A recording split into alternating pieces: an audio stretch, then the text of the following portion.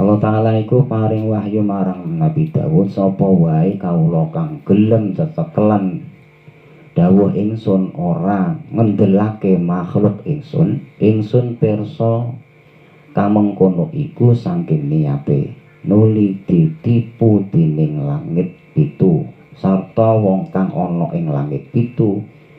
Ingsun mesti andadekake dalane metu sangka antarane tipune kanggo kawula iku.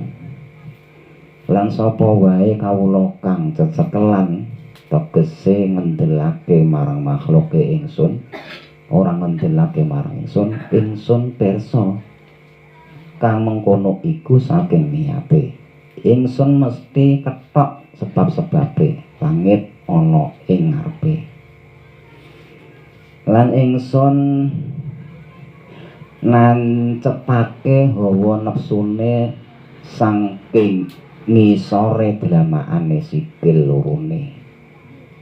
Lan sapa-sapa wae kawula kang taat marang ingsun mesti maringi wong iku sedurunge nyuwun marang ingsun, lan ingsun paring ngapura wong iku sedurunge nyuwun ngapura marang ingsun.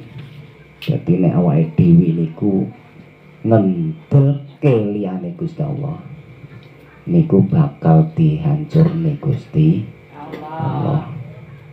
Dadi urip niku ten cecekelan mantep ten gandulan karo Gusti Allah. Wonten mboten nek jenengan umpama dadi wong tuwa niku jenengan ngarep-ngarep salah sijine anak sok tak eloni, tak ngengeri, tak eloki. Enten mboten sing ngoten niku. Nah, dadi wong tuwa somben sing diarep-arep niku diopeni niku salah kok bener? Ya bener, Mbak. Nek kanggone anak niat arep ngopeni jenengan wektu tuwa kena. Jenengan kok ngendelke anak, aku nek gak melok anak gak iso lah niku ngliyakne Gusti Allah. Jadi senajan ora iso wis tuwa ora iso obah, aja ngasih ngarep-arep dilindungi, diopeni wong. Senajan anak njaluk lindungan nggih karo Gusti Allah, njaluk diopeni ya njaluk nang Gusti Allah, senajan lantarane anak ngoten lho niate. Pokoke ken bener ken niate, mergo senajan ngoten niku padha wektu sepuh sing ngopeni anak siji karo sijine beda. Lah iya ning tetep gandulane Gusti Allah bakal jenengan diopeni anak niku ngamal anak sampean, ning niat sampean aja gandulan anak, tetep gandulane teng Gusti Allah. Niate sing perlu niku niate. Aku nek gak diopeni anak gak urip. Padahal urip niku sing urip nih Gusti Allah. Cara jenengan mati sing mateni Gusti Allah, ora lantaran anakmu. Paham ya?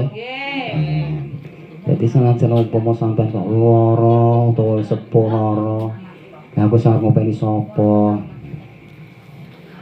Ngoten. Sing ngopeni tetep Gusti Allah. Lah cilik mbiyen sing ngoni sapa? Sing paring rezeki ya Gusti Allah, sing maringi apa urip niku nggih Gusti Allah. Lah kok bareng arep apa tuwa kok uripe ngarep-arep diuripi anake sing paring urip nggih Gusti Allah. Mengki cara dipundhutke sing mundhut Gusti Allah ora anakmu. Paham nggih? Terima kasih yang kita aturaken dalu menika. Ya muga-muga awake dhewe sawal menika kita awiti ngaji dados istiqomah. Amin. Dados ningkat. Amin. ningkat rengi ibadah. Nek tengere kula aturaken jenengan kudu sing niteni dhewe-dhewe sing rasane dhewe. Mergo ningkat niku ora kudu kaya pas Ramadan. Nek awake dhewe ibadah Ramadan kan kenceng. Ora kenceng jenengan umpama tarawih ini pira rakaat nggih? 23 ta? 20 ati tetelu. Niku engko menyangkut ta? Nah sing kulino bedilane gak tau ndres dadi ndres. Nggih katam, Bu. Masa. Ya awake dhewe kapan arep ngatamne ping 1000 kapan ora poso. Ya nyangkut makane yang nah, jenengan tengere ora kok pas Ramadan iki mbok salat wiridane akeh. Arep turu wiridane akeh.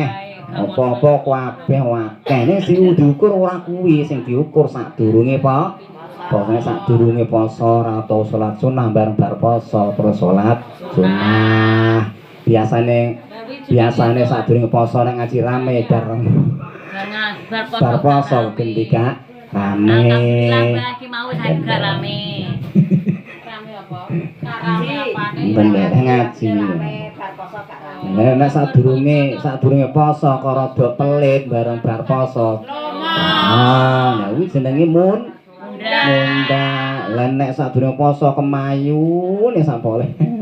Bareng bar poso genti gak kemayu, kalem. Nggih, Mbak, nggih.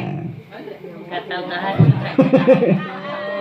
Ya muga-muga ningkat saene amin Allahumma amin. Sudo elek biasane ngrasani sedina ping 7 ganti ping pindho biasane umpama mbreso angger jagongan kok mesti ngrasani saiki angger jagongan rembug ngaji. Elok to. Selamat. Oh ya muga-muga manfaat. Bismillahirrahmanirrahim.